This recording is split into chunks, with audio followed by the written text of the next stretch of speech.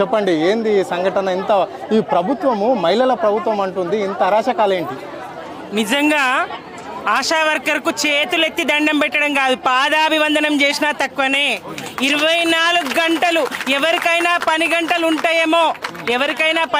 ఉంటాయేమో కానీ 24 గంటలు అందుబాటులో ఉండి అర్ధరాత్రి అపరాత్రి అనకుండా ఎప్పుడు ఫోన్ కాల్ వస్తే అప్పుడు కుటుంబంని, భర్తని, పిల్లల్ని వదిలిపెట్టి మరి బాలింతల్ని ఆసుపత్రికి తీసుకుపోయి రకరకాల సేవలు అందించేటువంటి ఆశా వర్కర్లు కరోనా కష్టకాలంలో అందరూ వాళ్ళ ఇంటి గిరిగీసుకొని ఉన్న సమయంలో పేషెంట్ల ఇంట్లో చుట్టూ తిరిగి మందులు ఇచ్చినటువంటి ఏకైక వ్యక్తులు. డాక్టర్లు కూడా దూరం ఉన్న ఆశా వర్కర్లు ఇళ్ళకి తిరిగి సేవలు అందించారు. అటువంటి ఆశా వర్కర్లకు ఎన్నికల ముందు ఏం హామీలు ఇచ్చినావు?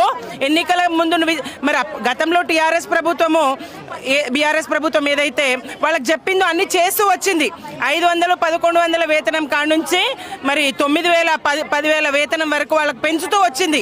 నువ్వేం చెప్పినావు? వాళ్ళకు 18,000 చేస్తా అని చెప్పినావు. 18,000 కాదు, 24,000 చేసుకున్నా తక్కువనే. ఎందుకంటే 24 గంటలు అందుబాటులో ఉండి పనిచేసేది వాళ్ళని గుర్తించలేవు. ఇవాళ నువ్వు తెలంగాణ తల్లిని ఒక సాధారణ మహిళగా పెట్టినా అని అంటున్నావు. సాధారణ మహిళలు వాళ్ళు సాధారణ మహిళలు వాళ్ళని ఎట్లా ఈ దమనకాండతో అంచివేస్తావు? పోలీసులు వాళ్ళని ఎంత కుక్కల కన్నా, పశువుల కన్నా, మున్సిపాలిటీ వాళ్ళు తీసుకుపోయే కుక్కలను కూడా మరి వాళ్ళు జాగ్రత్తగా తీసుకెళ్తారు కదా, అంతకన్నా హీనంగా వాళ్ళని ఎట్లా పశువులాగా ఇడిచిపడేస్తావు? పశువుల పట్ల చూపే జాలి కూడా వాళ్ళ మీద ఎందుకు ఉండదు? ఇంత అమానుషమా, ఇంత దుర్మార్గమా? మహిళలు ఎట్లా క్షమిస్తారు? గ్రామీణ మహిళలైనా ఏ మహిళలైనా ఆశా వర్కర్ల సేవలు అందుకుంటున్న మహిళలు అందరూ మిమ్మల్ని ఎట్లా క్షమిస్తారు?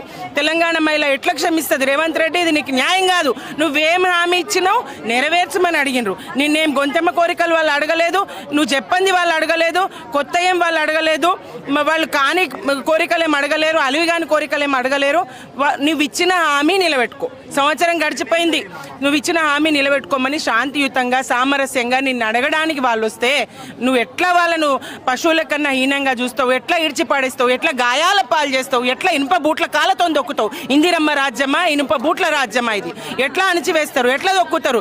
మహిళల పట్ల కనీస విచక్షణ లేకుండా ఇదేం రాజ్యం?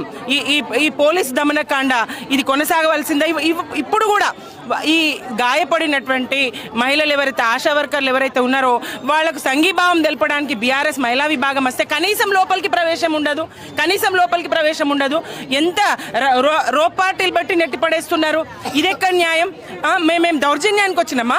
మేము వాళ్ళకి సంఘీభావం తెలిపి మీకు అండగా మేము ఉంటాం తల్లి, మీ పోరాటంలో మేము ముందుంటాం తల్లి అని చెప్పడానికి, వాళ్ళకు ఒక ధైర్యం చెప్పడానికి, వాళ్ళకు వెన్నుదన్నుగా నిలబడడానికే వచ్చిన మేము తప్ప మేము దౌర్జన్యానికి రాలేము. వాళ్ళకి న్యాయం జరగాలి. ఆశా వర్కర్లకు రేవంత్ రెడ్డి సర్కార్ ఇచ్చినటువంటి, ఎన్నికలకు ముందు ఇచ్చినటువంటి హామీ నెరవేర్చే వరకు బీఆర్ఎస్ మహిళా విభాగం, బీఆర్ఎస్ పార్టీ ఆశా వర్కర్లకు తప్పకుండా వెన్నుదన్నుగా ఉంటుంది, అండదండగా ఉంటుంది. జై తెలంగాణ.